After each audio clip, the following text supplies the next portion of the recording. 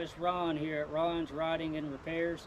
Today we're going to replace the lights on this utility trailer, and I'll show you how you can do it yourself in 5 easy steps. Super easy, y'all. Here's some tools you're going to need for the job. For the ones I have, you're going to need either an 11 or a 7/16 wrench, some electrical tape, some zip ties, and some wire splicers.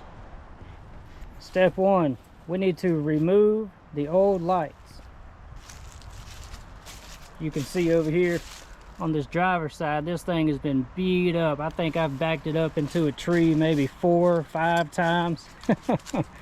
But to get to the point, on the back side of your trailer lights, you've got nuts and bolts running through here. Like I said earlier, we need either an 11 or a 7/16 wrench to get these off, mainly because I don't have a socket that's deep enough to get on here.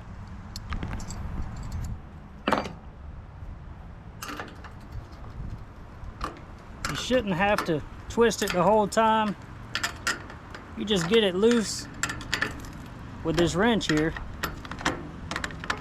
and you can very quickly twist it the rest of the way with your fingers. Set these to the side so you don't lose them.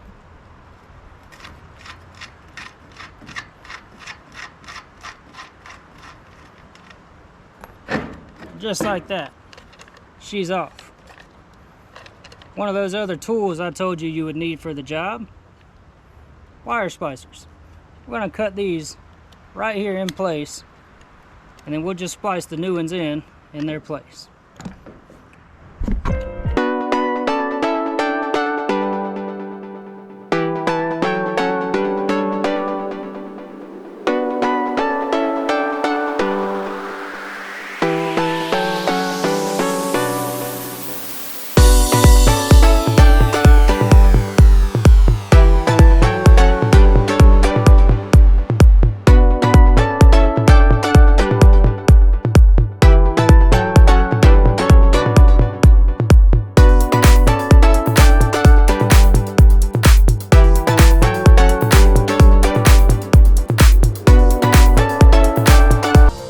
Step 2, we're going to take one of these with us to the parts store to make sure we get the right one.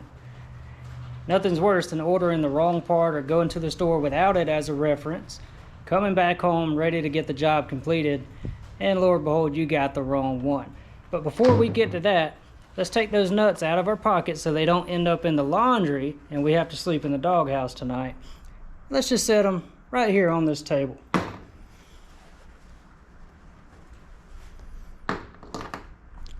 All right, to the parts store we go. We're in the truck, take this, toss it over there to the side. We won't be needing that anymore.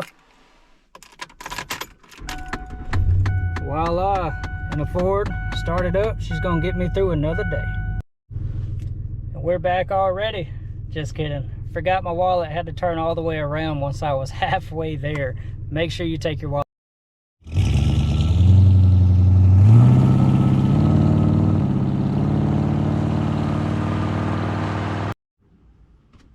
Well, I hope I got the right ones. They look pretty close. Let's head back to the house and see if we did.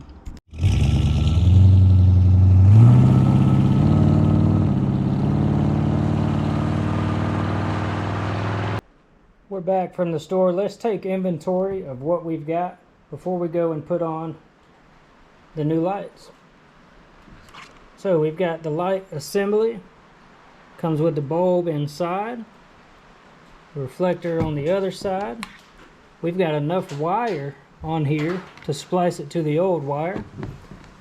We have wire nuts, clamps, and electrical tape that we brought with us. So we've got 3 ways here that we can connect the new wiring to from the new lights to the old wires on the trailer. We've got new nuts with lock washers. So these old ones that I told you to put in your pocket, you can throw them in a bolt bin somewhere with all the other stuff you've got laying around. We've got reflectors for the trailer. Those are always good to have. A tag mount, and a complete wiring harness from the lights all the way to the trailer if you want to replace the entire thing. So let's get on to step number 3, which is installing the new lights.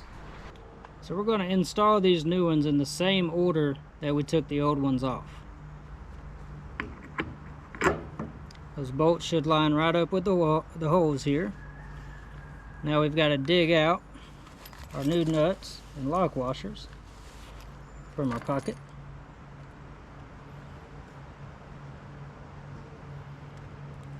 Put a lock washer on each side. Don't miss this step, guys. You'll regret it if you do.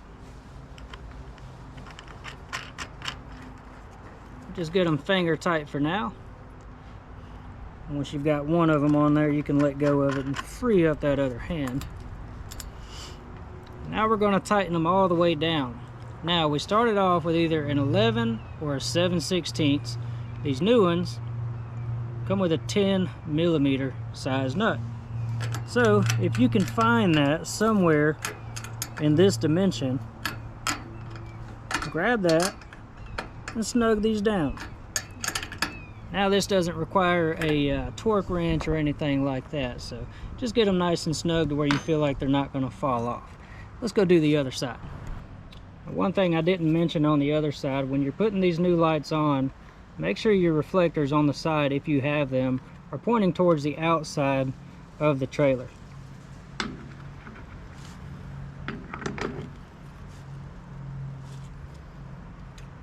Alright, repeat it with me. Don't forget your lock washers. You need those. That keeps pressure against this nut as you're going down the road and prevents it from backing off, getting loose, and these things just dangling around. We all know what happens when lights are dangling around going down the road. You get pulled over.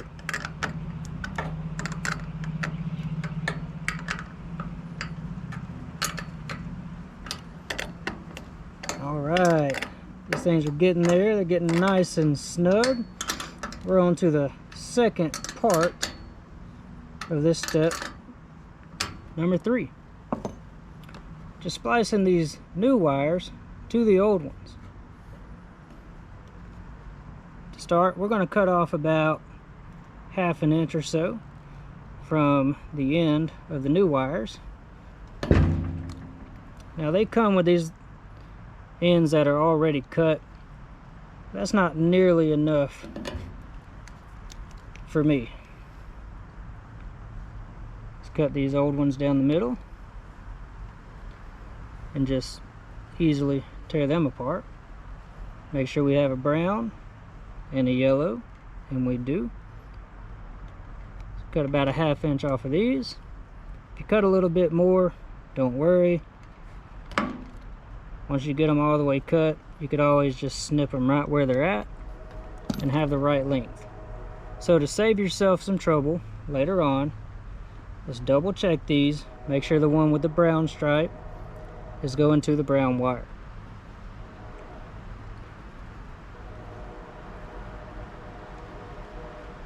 Now I'll just get these finger tight for now, and we'll come back with the wire nuts. 1 second. If you've never used these wire nuts before, it's very simple. Once you get your wires together, just put them on top of it and twist it in clockwise direction until it gets kind of snug and hard to turn. Don't over tighten it.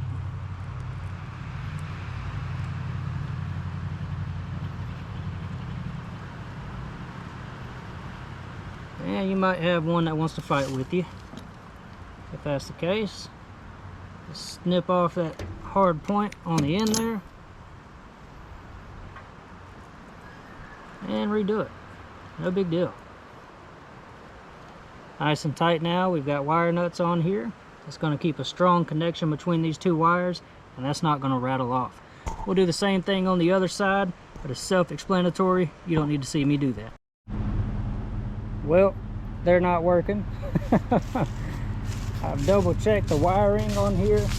I've made sure we've got brown to brown, yellow to yellow, and brown to brown over there, and green to green. So I'm thinking it may be something to do with this plug. It's old, it's wore out. So let's swap it out and see if that does it. Before I go and cut this new wire and splice it into the old, I'm going to do a test fit with this pigtail to make sure it actually fits.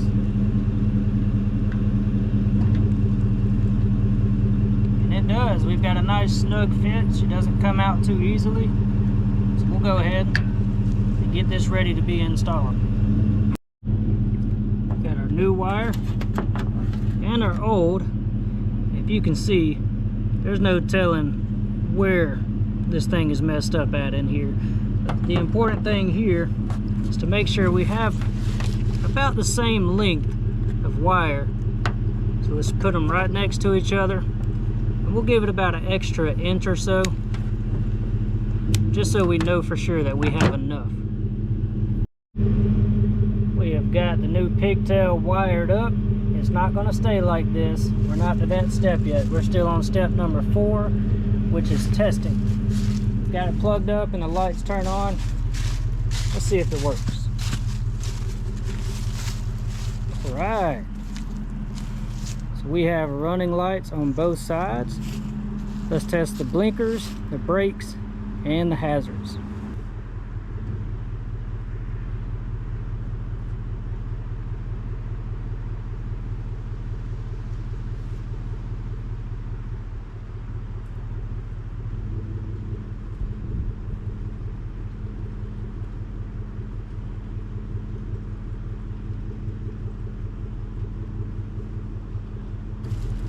And just like that, we've replaced our trailer lights with brand new trailer lights, the pigtail.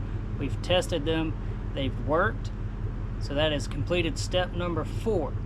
The last and final step, we're going to clean up our mess. That messy wiring right there at the end, the wire nuts, we're going to tuck them away. The nuts and bolts that we threw on the table, the tools we took out, let's put them all back so when we start our next project, we know where everything is. Thanks for watching. Have a good day.